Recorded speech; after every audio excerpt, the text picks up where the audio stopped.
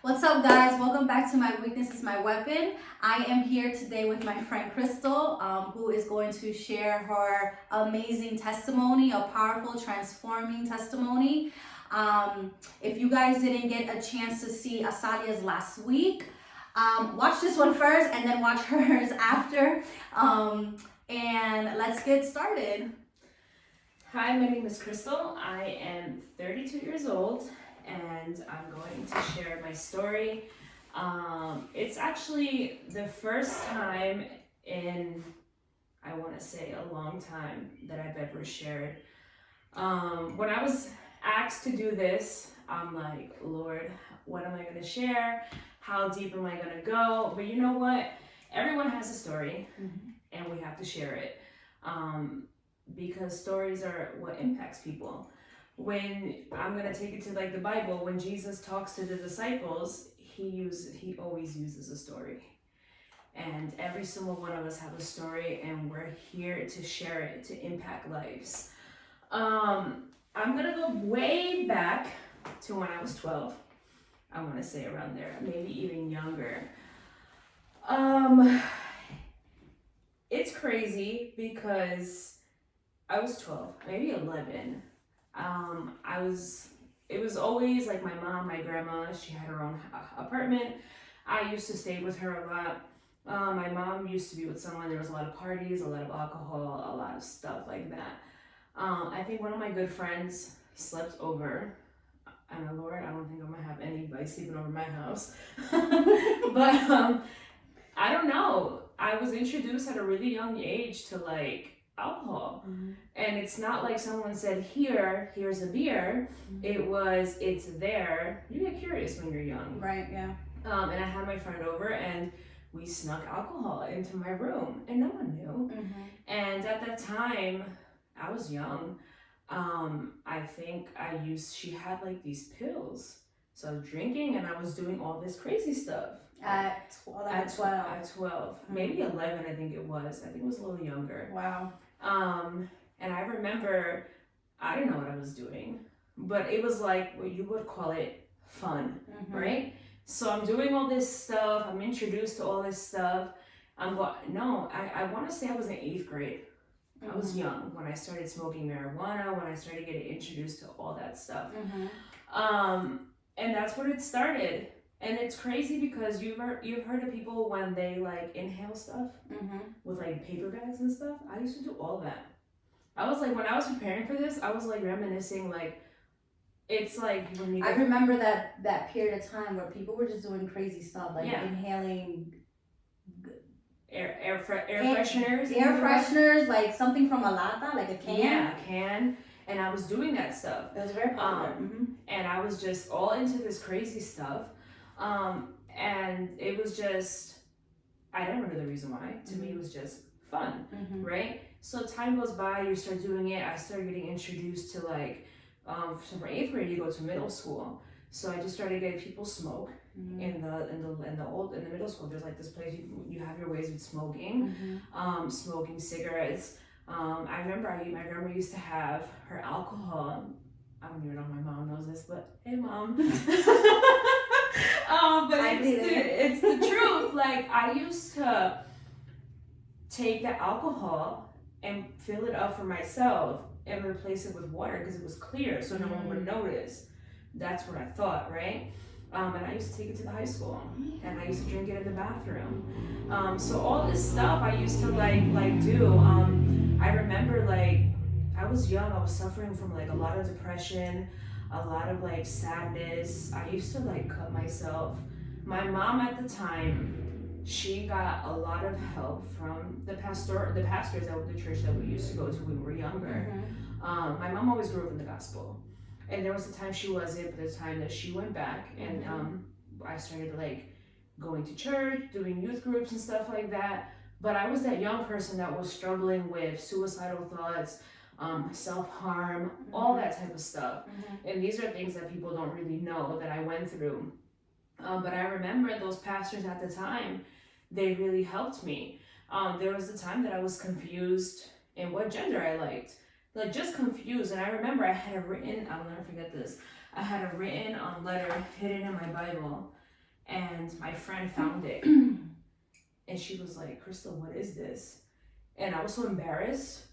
But it's like, you really like, mind you, I grew up with my dad not really being there. So when I say that everything was for fun, I really come to the conclusion that everything was to cover up pain.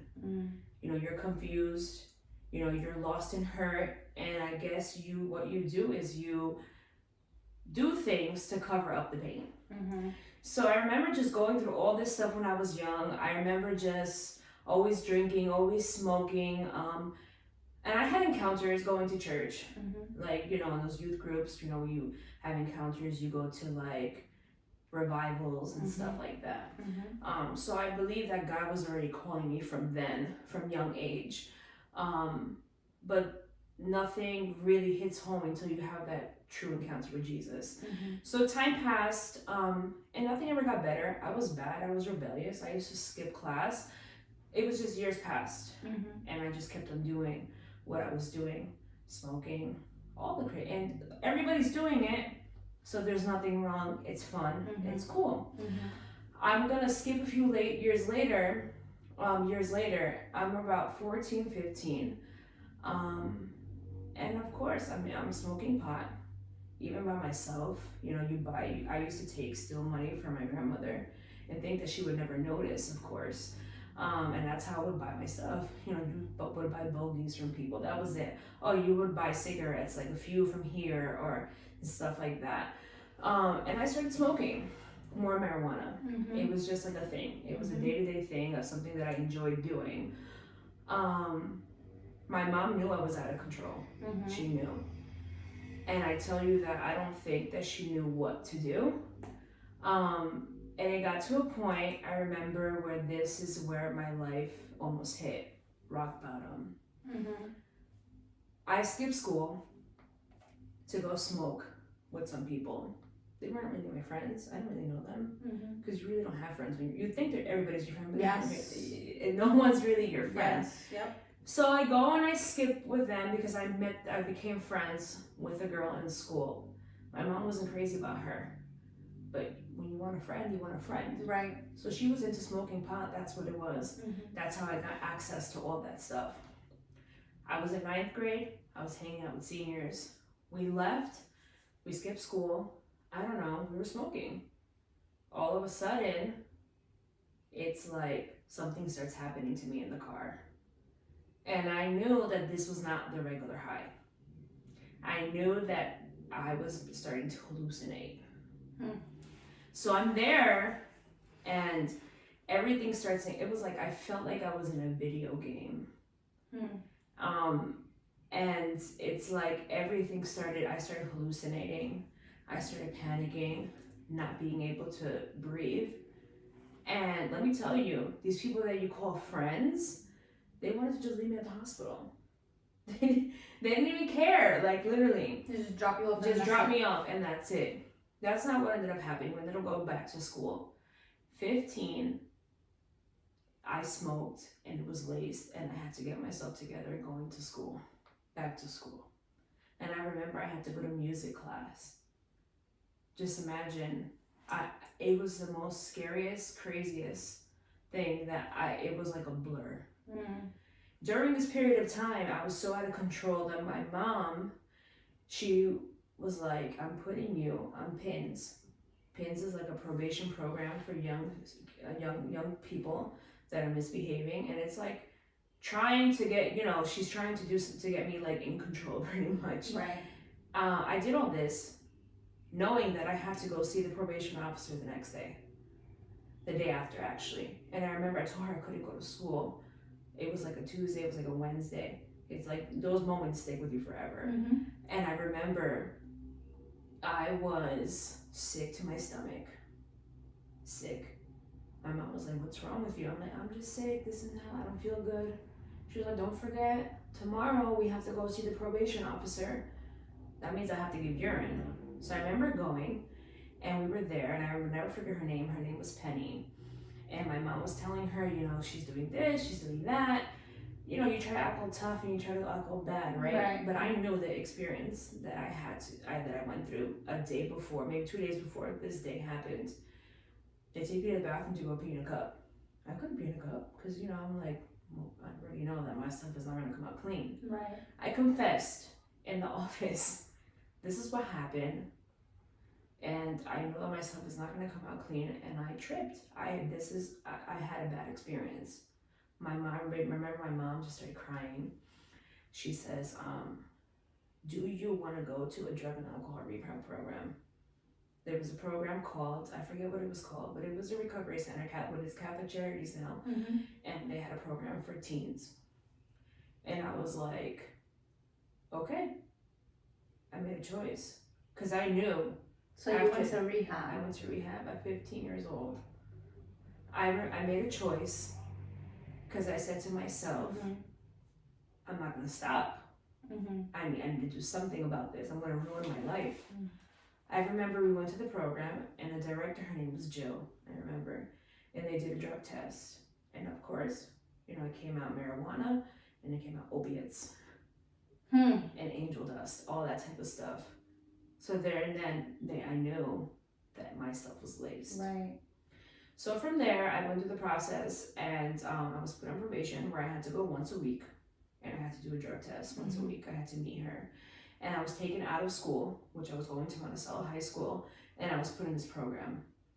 My 10th grade year was spent in rehab. It wasn't spent in school. My 10th grade year, I went to a program, and I remember my counselor was Ryan. I had these great teachers, and I spent all my time there. My schoolwork, my mom would pick it up, and she would bring it there.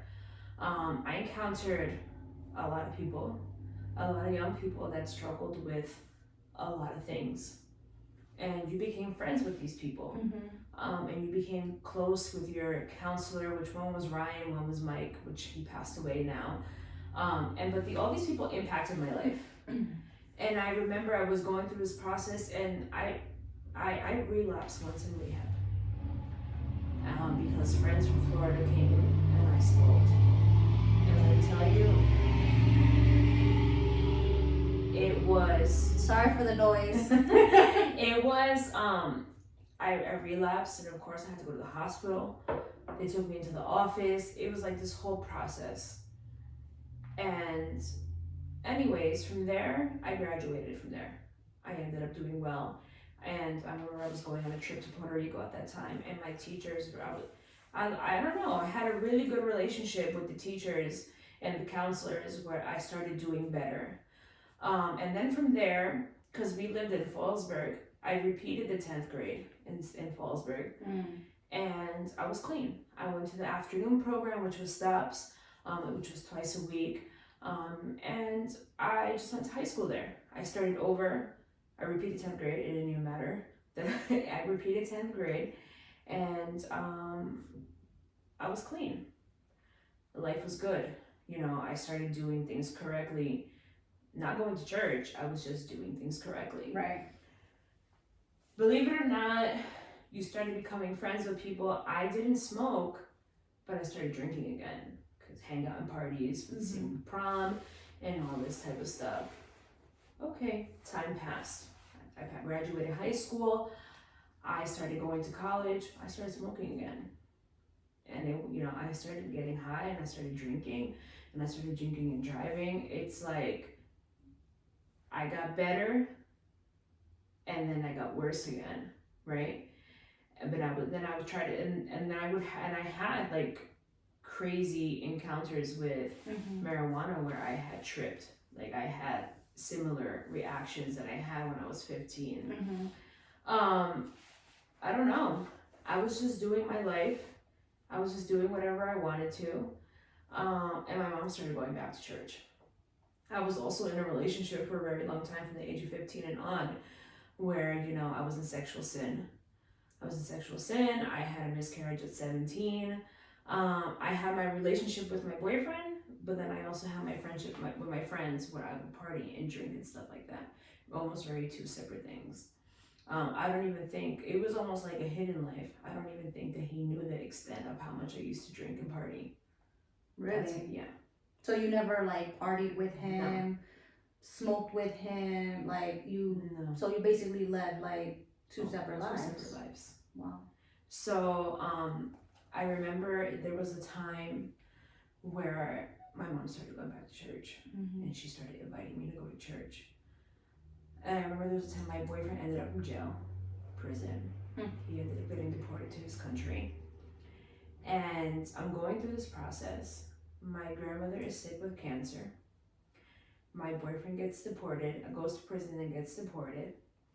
And I'm thinking, after my grandmother passes away, I'm thinking that I'm going to move to Mexico. And that was my life. I was like 21. And I remember, I was a period I started going back to church.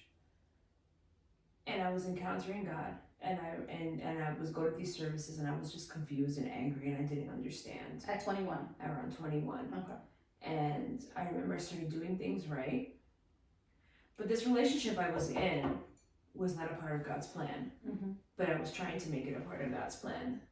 So I remember when things weren't working out the way I wanted it to work out, the doors of me going to Mexico were closed. I went twice and I thought I was going to leave. But that's not how it happened. So I go back from all this life of doing drugs and doing all this type of crazy stuff to this point now in my life, which nothing has really changed. And I remember there was a summer where I became angry with God. Like so angry that I rebelled and I just started drinking again because there was a period where I cleaned up and I started going to church.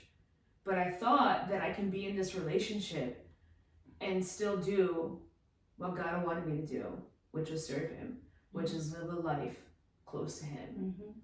But it wasn't like that because I still fell into sin, right? Because the person wasn't on the same page as me. Right. Not even the same book. Not even the same book. And even though they had a facade that they were, that's not what it was. Right. So I remember this summer, I went crazy again. Like I got angry. Like I was going to do something to God because something wasn't going my way. So I'm going to rebel and I'm not going to go to church no more. And I'm going to do whatever I want. So I remember that summer, crazy summer, I started drinking, I started smoking. It was like a 360. And people at work were like, what's wrong with you? I can smell the alcohol coming out of your pores. I would get home and then go to work almost pretty much hungover. And one girl said to me, that's not you. Don't you go to church? And I was like, I don't even remember what I said, but I had the attitude that I didn't care. Right.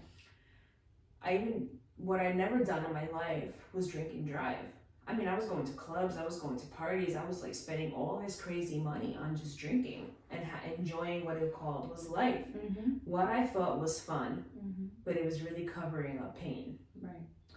And I remember I was coming back from Mexico. And I remember that I said I was there. And I had a dream when I was there. And it was like I saw myself bonded. And this demonic devil-looking thing in the dream was mocking me. And I remember my favorite song at that time, There's Power in the Name of Jesus. And I remember I was trying to sing that song. And that thing was mocking and laughing at me and telling me you're never going to be able to say that name ever again. I woke up so shook that I was like, I'm out of here. It was like 2 days before I had to go back home. And I remember I was saying my goodbyes, and my plan was to come back in a certain time, but deep down inside I knew that I wasn't coming back because God already started speaking to me. And I remember being on that plane, I started hearing, So that's when you actually realized, like after you had that dream in Mexico, that's when you started to realize that God was sort of calling your attention. Yeah. That's crazy. I it was like, it's like the prodigal son. You run off and you go do whatever you want, right? You go do crazy things that you would never imagine that you would do. And at that moment, that dream, it was like 3 o'clock in the morning. I woke up and I was like, I knew it. I didn't even question. Right. I knew that I had to stop doing what I was doing. Right. So I remember getting on the plane, saying my goodbyes. I'll see you in X amount of time. Deep down in my heart, I knew that I was never going back. On that plane, it's crazy because I was by myself sitting on the plane. There was conversations of little kids reading a Bible about Lazarus, raising Lazarus from the dead, and talking about God's love. And I remember there was a song I was listening to, and it was talking about like there's no other God, like no other God greater than, it was just this powerful song. I forget the name of it. And I knew, and I came back home, but I just had this heaviness on my chest. And a friend of mine at that time, she was older. I always connect with like older women. I don't know, maybe because it's just the way you bond with them. And I told her I had to speak to her. I told her I had something to confess to her. And I went to her house the next day, and she prayed with me because I knew, I already knew that what I was doing wasn't pleasing God. Right. I knew something in my life had to change because I had a repetitive cycle from like the young age, and I was destroying my life. I wasn't doing any better for myself. And at this time, I had already visited the church that we're going to now once. And that was it. I never told her anything else from there. And she said to me, you know where you have to go. And I was like, I don't want to go there. And she was like, you need to make the steps. At the time where I was working Sundays. I wasn't off. For some reason, I ended up getting like sick with like the flu, but I recovered very like quickly. And at that time, a friend of mine, which is now, we were at the park with her kids, and she was like, come to church on Sunday, this and that, because we used to go to the old church together, and she was not going here. And I was like, you know what, I'm gonna go. Let me tell you, I woke up that morning, and I woke up decided that I was going to church, and I woke up, and I told God, if this is where you want me, this is how I'm going to feel. And I can tell you that I know exactly what I was wearing. Exactly. Of course you do. Yeah, exactly what I was wearing, exactly how my hair was. And I'm going up the hill and I'm going to pull into the church, and I just feel this overwhelming feeling. And I'm like, this is it. So I walk in and I sat in the 3rd row on the left side. And I remember they were closing service, and the pastor did an altar call. And Francesca was singing the song, Wrap Me in Your Arms. And it's crazy because that song is played, I feel like, every time I'm going through a low moment. And I went to the front and they do the altar call, they call you up, whoever wants to reconcile with the Lord. Right. And I told myself, I'm making a step forward, and this is it. I'm not going back. I don't care if I fall, I'm gonna get back up. And I went up to the altar, and he prayed for me. And I reconciled with Jesus. And there was just such a sense of completion where I was like, I'm done trying to do things my way. And that's where I'm at right now. I encountered Jesus, and ever since then, I have, even with ups and downs, but in 2012, I made a choice. And I was freed from addiction. I was free from doing all that garbage. My whole speech changed, and everything just changed. It's where God started working and started healing my life. It's not that everything got better, but he started the healing process. Right. So here I am, 10 years later, recording this video with you, and it's been a wild 10 years, a great 10 years with ups and downs. That's a whole nother story. But the Bible says, right, I wanted to share this. One of the verses that really spoke to me was Jeremiah 29:11. And that was my first time I spoke to the youth.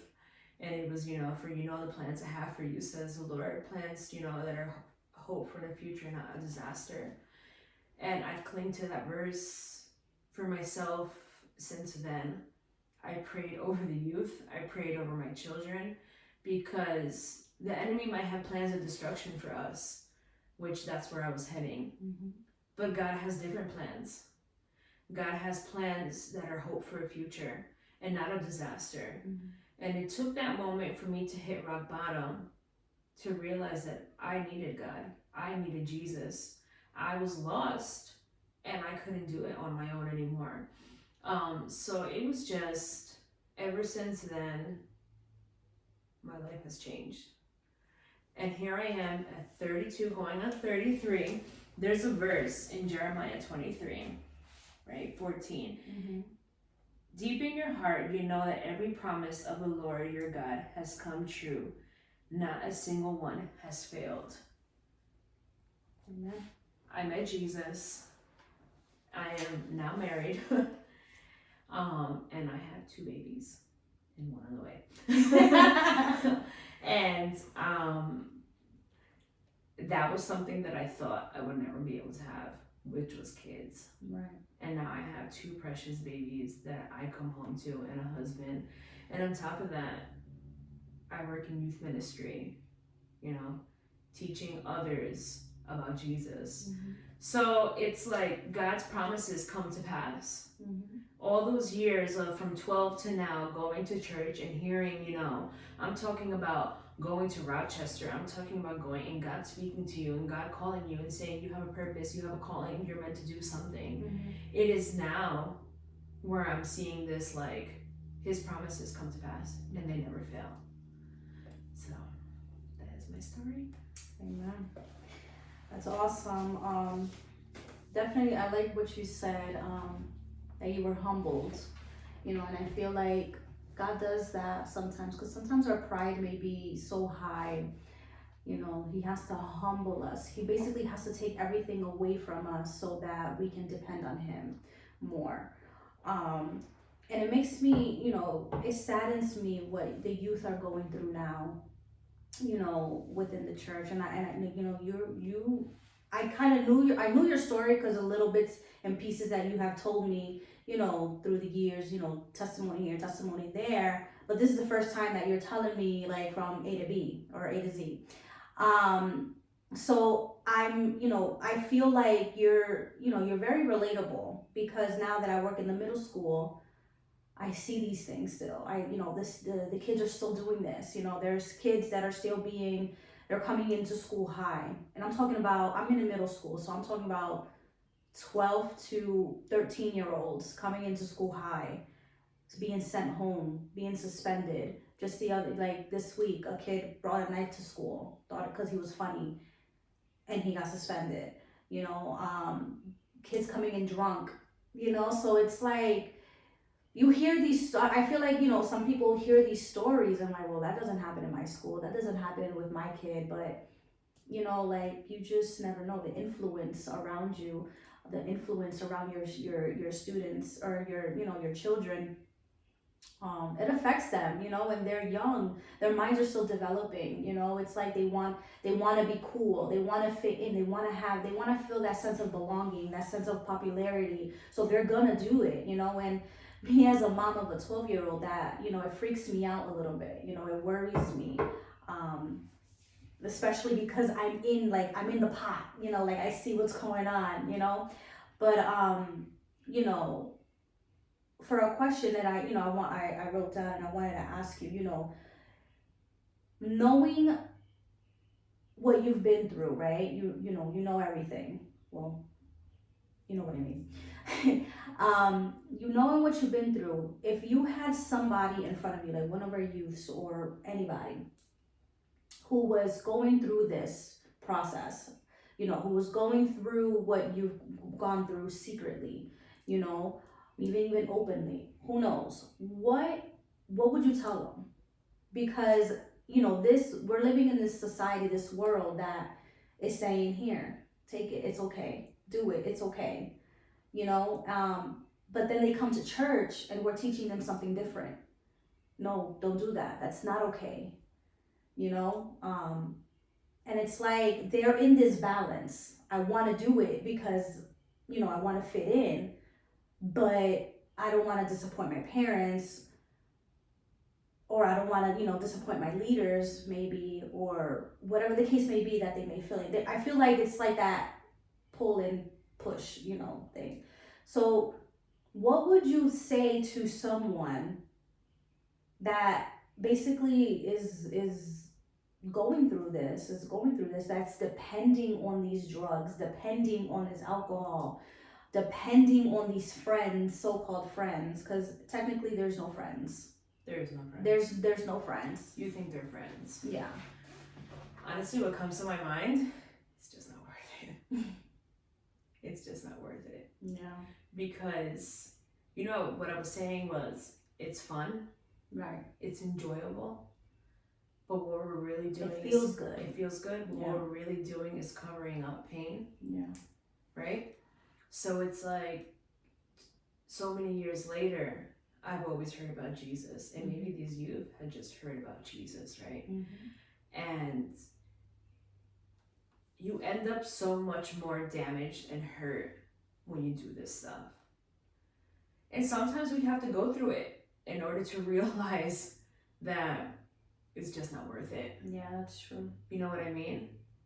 But it's like, Jesus is so much more than going to church and being bored.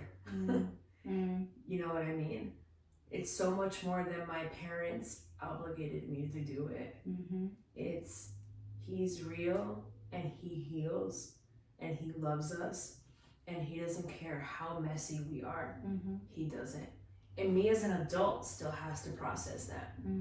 That it does not matter how messy I am. It does not matter how dirty I've gotten. He wants to be with me in that pain. And all that, it's really not worth it. Yeah, not worth it. Because I think I would never I think that it still doesn't wrap around my head to understand what he did on that cross. But if we give him a moment, it's like I taught the youth about 3 weeks ago. You don't mind me sharing this, right? It's like we all get curious to want to know something. So if we just gave Jesus that moment to get to know him, like that man in the Bible, it's a story that I cling to forever. Zacchaeus climbing that tree to wanted to get to know Jesus when he heard about him. Because we all hear about him. We all hear about Jesus. We all hear about him, and it's just like biblical times. We all hear that he's coming through, that there's a service, or whatever you want to call it, whatever you want to say. And I don't believe, I don't care what people say, there's always a curiosity to want to know who he is. Because people talk about him. And when someone's mentioned, you want to know. That's just us. That's our human nature. So if we all just took a moment to go up that tree and take a look at Jesus, and you think that he doesn't notice us, but he does. Because he called him by name, so he calls us by name. So what I would tell the youth is, take a moment. Just how we give everything else an opportunity. Just how we're willing to give the drugs an opportunity. Sex an opportunity, because that's what people are struggling with. Take a moment to just get to know Jesus. Take a moment to be like, you know what? Let me climb up that tree and see what he looks like. And guess what? When we climb up that tree, he will recognize us and he will call us by name. And it's just not worth it. You heard it. It's not worth it. Don't do it. It's not worth it. And honestly, like just hearing your story and everything that you've been through, all the times that you were hallucinating and stuff like that, like I just kept thinking God was with you. God was covering you. God was with you, because you hear stories, kids doing laced stuff, smoking. They don't come back, or something affects them in their mind that they're never the same. So that's like that's all I was thinking about when I was hearing you. Like, wow, like God was with you. So that's how you know you have a plan and a purpose in this life. And it will be fulfilled. In Jesus' name. Jesus' name. So, any last thoughts? No, I think we're good. I think we can do part 2 another time. You guys heard that? Part 2 another time. Stay tuned. What comes after when you say yes to Jesus Ooh. and the call that God has for you? Wait. Part 2. What comes after? And the ups and the downs and the obedience and all that juice that we don't like talking about. After you say yes. Stay tuned for that video because it's coming. It's coming. Couple weeks. All right. So God bless you guys. Bye. Thank you guys for watching and peace out.